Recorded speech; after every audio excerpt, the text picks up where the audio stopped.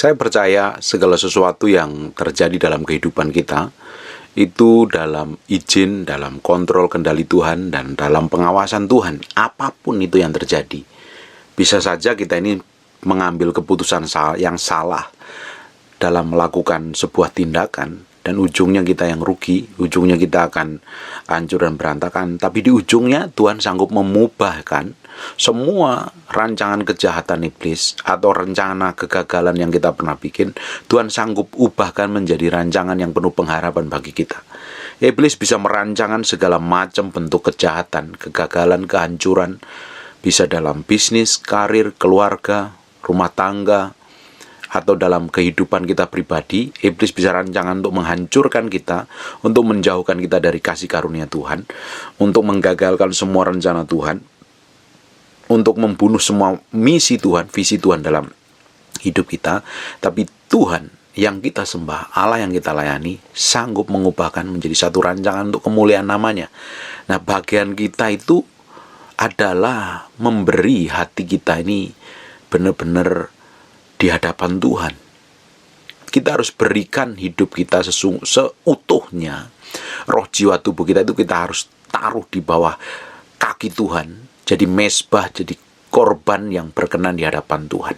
Memang kita ini tidak ada yang sempurna. Saya pun jauh dari kata sempurna. Masih banyak kekurangan dan kelemahannya. Nggak ada manusia yang sempurna. Kita masih dalam proses untuk disempurnakan.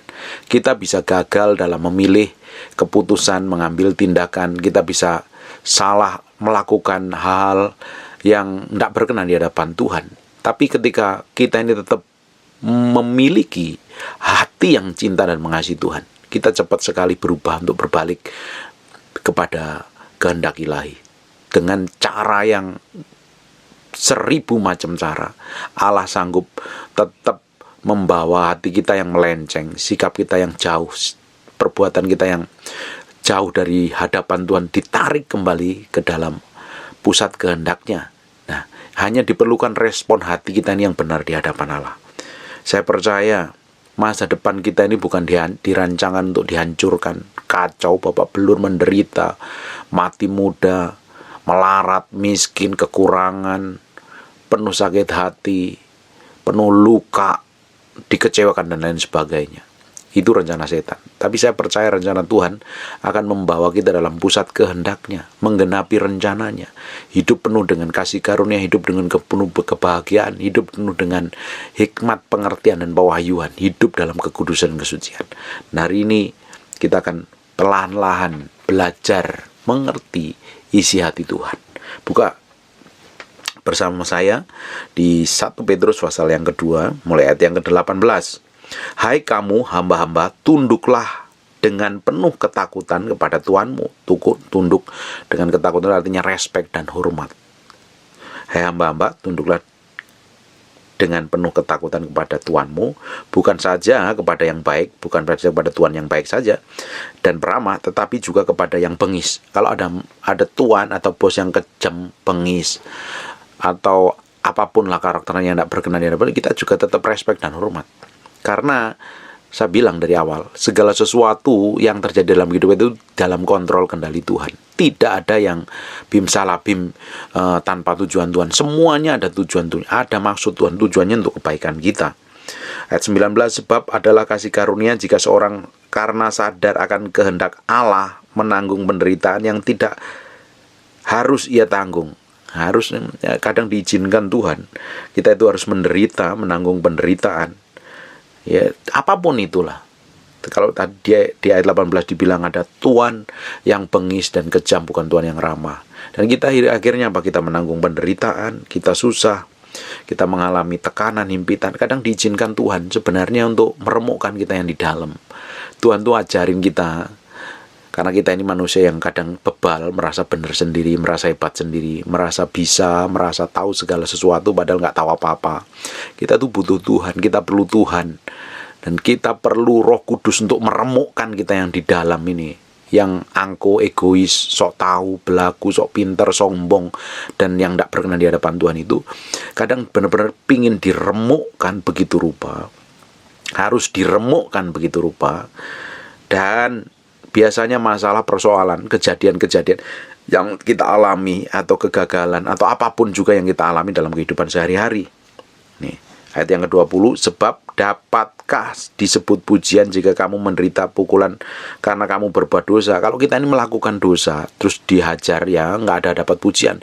Tapi kalau kita ini hidup benar, ya, sudah hidup benar, sudah melayani Tuhan, sudah lahir baru, berusaha hidup sesuai dengan apa yang Tuhan mau, tapi kita dipertemukan dengan atasan, bos, atau tuan yang sikap dan perbuatan yang tidak mencerminkan kebenaran firman Tuhan, atau kita dipertemukan dengan orang sekitar kita, atau dipertemukan dengan kelakuan suami atau istrinya yang tidak berkenan di hadapan Tuhan. Kita udah melakukan kebenaran, tapi kita bertemu dengan orang-orang yang bermasalah dalam hidup kita, bersinggungan dengan hidup kita, dan kita tetap memilih hidup benar. Tetapi jika kamu berbuat baik dan karena itu kamu harus menderita, maka itu adalah kasih karunia kepada Allah. Ayat 21-nya, sebab itulah kamu dipanggil karena Kristus kamu pun telah menderita untuk kamu dan telah meninggalkan teladan bagimu supaya kamu mengikuti jejaknya. Nah, kalau Kristus saja menderita, ya kita pasti akan menderita. Kristus yang manusia lahir loh, daging sempurna aja dia mengalami proses. Kita yang dirubah menjadi serupa dengan Kristus, kita juga mengalami proses yang sama. Kadang kita ini udah hidup benar, udah rajin berdoa, udah mengambil sikap hati yang benar dalam segala apapun juga lah. Kita berusaha benar-benar berjalan seperti ketetapan Tuhan, tapi kita masih saja ketemu masalah, masih saja kita ketemu problem, masih saja kita menghadapi hal yang kok kayak begini ya Tuhan. Aku ini udah ikut Tuhan kok ngalami kayak begini. Kadang memang diizinkan seperti itu. Pada titik tertentu, istri saya ini pernah ngomong sama saya waktu dia mengalami masa-masa yang rumit, sulit. Katanya, kita ini udah melayani Tuhan, kita udah doa, kita udah puasa, kok ngalami yang seperti ini ya. Saya bilang, nikmatin saja. Ini adalah bagian permukaan yang Tuhan izinkan dalam hidup kita. Bukan berarti kalau kita ini berjalan dalam kebenaran, berusaha hidup kudus, seperti yang Tuhan mau, hidup dalam kasih karunia Tuhan, hidup kita itu enak. Enggak, berarti ada hal-hal yang Tuhan tidak inginkan di hati kita yang Tuhan cabut. Kalau kita menghadapi masalah yang gampang, masalah yang enak, bahagia, adem-adem aja, kita merasa benar, kita merasa suci, merasa hebat, merasa segala-galanya. Tapi waktu kita diizinkan persoalan terjadi, tekanan, himpitan, masalah atau apapun juga terjadi, baru kita sadar ternyata tidak seindah yang kita bayangkan diri kita ini. Ternyata ada banyak hal yang harus diubah, diperbarui, dibentuk. Karena asli kita akan keluar semuanya waktu kita menghadapi masalah. Respon kita, sikap kita, semuanya akan menunjukkan siapa kita di hadapan Tuhan. Kita nggak bisa menipu Tuhan dengan kita angkat tangan ke gereja, nyembah Tuhan, air mata meleleh, gemetar-gemetar, tumpangi tangan rebah. Kita nggak bisa tipu Tuhan seperti itu. Nah, Tuhan kan mau hati kita, Tuhan mau hidup kita. Tuhan bukan mau segala sesuatu yang kita kerjakan. Tuhan tuh mau diri kita sendiri. Diri kita ini yang Tuhan mauin. Hati kita Tuhan yang mau. Sikap, perbuatan, kelakuan kita dan manifestasi kalau kita ini menyenangkan Tuhan pasti berubah. Yang Tuhan mau itu kan hati kita. Nah, Tuhan kan gak mau hati kita ini kotor, najis, berpusat pada diri sendiri, menyembah diri sendiri, mengagungkan diri. Tuhan nggak mau. Tuhan mau yang jadi utama dan terutama dalam hidup kita. Nah, itu hal-hal yang seringkali nempel di hati kita ini Tuhan singkirkan lewat persoalan dan masalah. Bukan berarti Tuhan nggak peduli, Tuhan nggak sayang. Selama kita masih mengikut Tuhan dan cinta Tuhan, nggak ada. Pasti kita akan menghadapi masalah. Nggak ada yang hidup tenang, nyaman, damai, sejahtera. Oh, Yesus saja mengalami hal yang sama. Kalau kita mengikuti jejaknya, ya kita pasti mengalami yang sama dong. Kita pasti akan terus mengalami proses-proses yang diizinkan Tuhan untuk kita ini benar-benar diremukkan, diubah menjadi serupa segambar dengan Yesus Kristus sendiri. 22, ia tidak berbuat dosa dan tipu tidak ada dalam mulutnya. Tuhan sendiri yang hidupnya nggak pernah melakukan dosa, mulutnya benar-benar ngomongnya kebenaran dari kerajaan Allah. Dia aja mengalami proses-proses seperti ini. Ketika ia dicaci maki, ia tidak membalas dengan caci maki.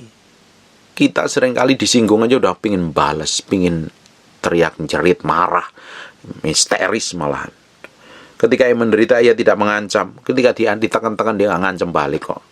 Dia nikmatin tetapi ia menyerahkannya kepada Dia yang menghakiminya dengan adil. Kita hari ini mengalami masalah. Saya nggak tahu masalah Bapak Ibu apa. Mungkin dalam keluargamu di ujung tanduk, persoalan dengan suamimu, persoalan dengan istrimu, persoalan dengan mertuamu, persoalan dengan bosmu, dengan orang lain, mungkin persoalan dengan pendetamu, dengan siapapun juga lah. Kadang kita itu harus berserah, kita serahkan kepada Tuhan. Maunya kita balas, maunya kita benci, jengkel, balas dendam, mengancam, dan lain sebagainya. Bagian kita adalah berserah kepada Tuhan. Kita izinkan Tuhan, benar-benar serahkan segala sesuatunya kepada Tuhan. Biar Tuhan menghakimi dengan adil. Tuhan yang bekerja. Tapi kalau kita ini coba membela diri, coba kita ini melakukan siasat untuk membela diri dan apapun juga lah namanya, ujungnya kita akan menipu.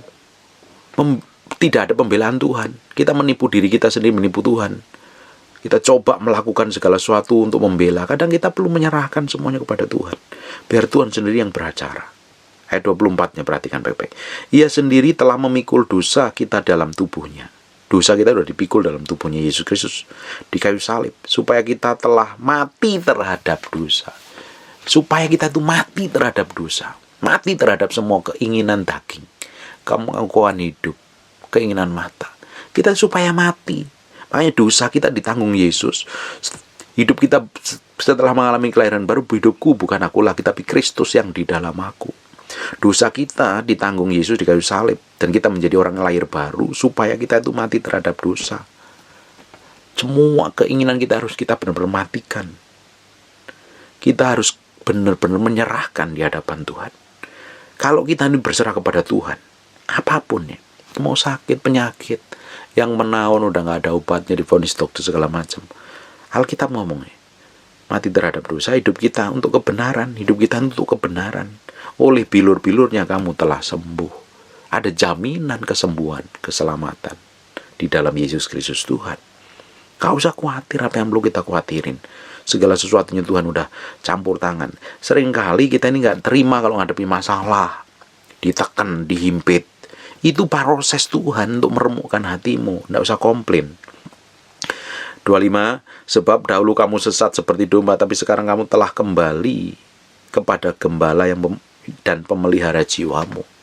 Kalau kita ini di dalam Yesus itu sebenarnya kita itu aman, nyaman, tenang, damai. Kamu menghadapi masalah apapun juga harusnya tenang. Apa sih yang membuat tenang? Kan pikiranmu, perasaanmu, kemauanmu yang ngontrol. Pikiran, perasaan, kemauanmu seringkali mengendalikan sehingga susah dengar Tuhan. Susah ngerti maksud Tuhan. Kalau kita ini kendalikan jiwa kita loh, apa yang kita pikir, apa yang kita rasa, apa yang kita mau ini mengendalikan. Kita sulit mengerti rencana Tuhan. Kita sulit memahami Tuhan dalam setiap masalah. Dalam setiap masalah tuh Tuhan berbicara banyak hal. Dalam persoalan Tuhan berbicara banyak hal. Itu bagian kita harus ngerti. Ketika kita menghadapi masalah tekanan, hal yang rumit, yang berat itu, Tuhan berbicara di sana. Tuhan mau hatimu. Tuhan sedang meremukkan hidupmu supaya didapatin berkenan. Menjadi orang yang benar-benar melakukan firman Tuhan, bukan hanya di mulut saja. Praktek hidupnya benar-benar melakukan firman Tuhan. Bapak pernah ngalami nggak? Sering. Saya itu ngalami hal yang mengerikan. Yang kadang saya itu hampir nyerah rasanya, Tuhan. Kok kayak begini ya Tuhan? Kok kayak begini? Tapi saya nikmatin. Terima kasih Tuhan. Saya tahu ujungnya ada berkat, ada kemuliaan, ada promosi. Ada hal ajaib dan besar. Apa yang saya khotbahkan ini saya udah ngalami. Istri saya udah ngalami. Kami berdua udah ngalami. Bukannya sekedar teori. Proses peremukan ini akan terjadi terus. Sampai kita didapatin menjadi orang yang berkenan di hadapan Tuhan. Dan Tuhan mau remukkan kita. Supaya kita itu menjadi orang yang lembut. Bisa dibentuk seperti yang Dia mau. Kita keras. Merasa benar sendiri. Ditegur orang lain marah.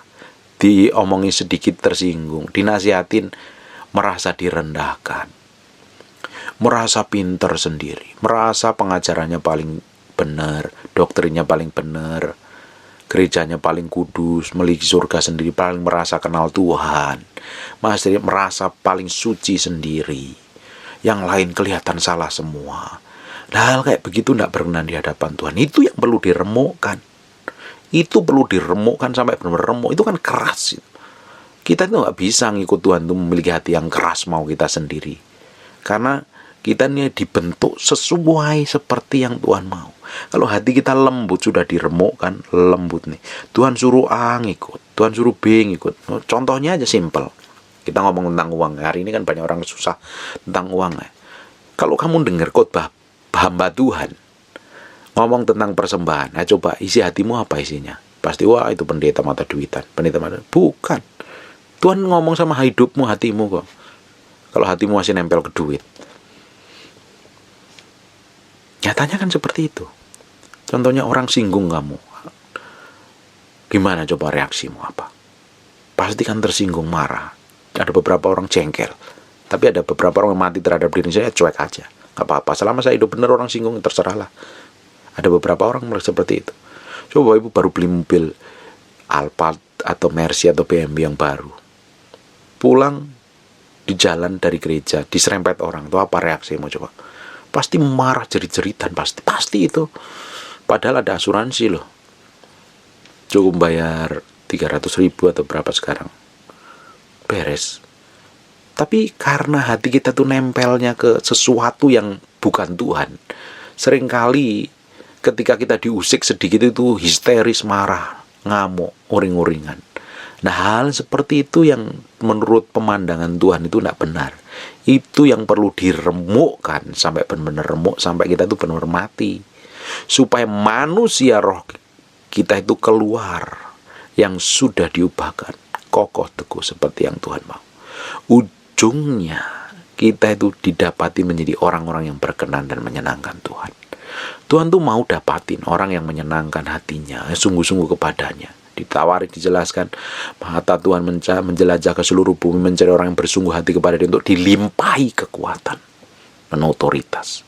Tuhan sedang mencari apa benar nggak didapat ini di Jakarta, di Indonesia. Di bumi ini orang-orang yang haus dan lapar, yang hatinya benar-benar diserahkan kepada Tuhan. Banyak orang ke gereja, banyak orang ibadah di gereja, rajin ibadah, tapi karakternya seringkali nggak terbentuk. Meledak-ledak, marah, emosian. Itu orang, hal kayak begitu pasti diremukkan Tuhan. Selama kita ini mencari Tuhan, kita pasti diremukkan Tuhan. Orang yang udah diremukkan tuh, orang itu jadi lembut dan menjadi orang yang didapatin berkenan di hadapan Tuhan. Saya berdoa kalau Bapak Ibu menghadapi masalah, nikmatin masalahmu bersama Tuhan. Izinkan terus mengkoreksi hatimu. Tuhan pasti banyak berbicara lewat masalah, persoalan yang ada. Semua persoalannya masalah yang ada yang seakan-akan paling berat seluruh dunia. Karena kalau kita ini menghadapi masalah, kita itu merasa paling orang perlu dikasihani seluruh jagat raya. Merasa perlu didoain seluruh pendeta di seluruh muka bumi ini. Perlu dikasihani, perlu diperhatikan. Dengerin baik-baik. Semua orang itu merasa penting buat dirinya sendiri. Merasa penting buat diri, makanya perlu dikasih, disayangin. Dengerin baik-baik. Kalau kamu menghadapi masalah hari ini, Tuhan sedang berurusan dengan hatimu. Semua masalah yang berat kayak apapun juga, kedepannya Tuhan sanggup buka jalan. Promosi. Ada pemutar balikan keadaan. Tuhan sanggup ubahkan hidupmu menjadi masa depan yang penuh pengharapan. Iblis bisa rancangan kejahatan, hatimu boleh luka, kayak apapun juga Tuhan sanggup sembuhkan, dan Tuhan sanggup pakai hidup memulihkan orang-orang yang terluka. Keluargamu akan dipulihkan Tuhan, keuanganmu, bisnis usahamu dipulihkan Tuhan. Itu tujuannya. Tuhan bukan membuat kita menderita kok. Setan yang punya rencana untuk menderita, dan kedagingan kita untuk memilih untuk menderita. Tapi selama hati kita nempel mencari Tuhan, balik kepada Tuhan, nempel kepada Tuhan, Tuhan sanggup memulihkan untuk rencananya digenapi melalui hidup kita. Amin. Yang perlu dikejar bukan masalahnya, penyelesaian masalahnya. Yang perlu dikejar adalah Tuhan sang penyelesai masalah. Cari Tuhan hari ini, kejar Tuhan, dapatin Tuhan.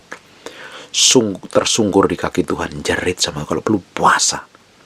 Tuhan, berikan kemampuan, kekuatan untuk aku menghadapi ini. Karena aku tahu ujungnya adalah kemuliaan dan promosi serta berkat Tuhan. Nikmati kalau menghadapi masalah. Tuhan sedang meremukkan hatimu. Tuhan sedang minta hatimu benar-benar jadi korban persembahan yang berkenan di hadapannya. Izinkan Tuhan mencabut semua kejahatan yang tersembunyi di dalam hati kita. Biar Tuhan senang dan disukakan dengan apa yang kita kerjakan dan apa yang kita lakukan. Menyenangkan hati Tuhan. Dan kita didapati menjadi orang-orang yang bisa dipercayakan perkara-perkara ilahi. Amin. Amin. Saya berdoa, Roh Kudus memberikan kemampuan dan kekuatan, bikin breakthrough dan terobosan mulai hari ini. Dan saya berdoa orang-orang yang memiliki masalah, beberapa bulan ke depan, beberapa tahun ke depan, akan mengalami promosi peninggian.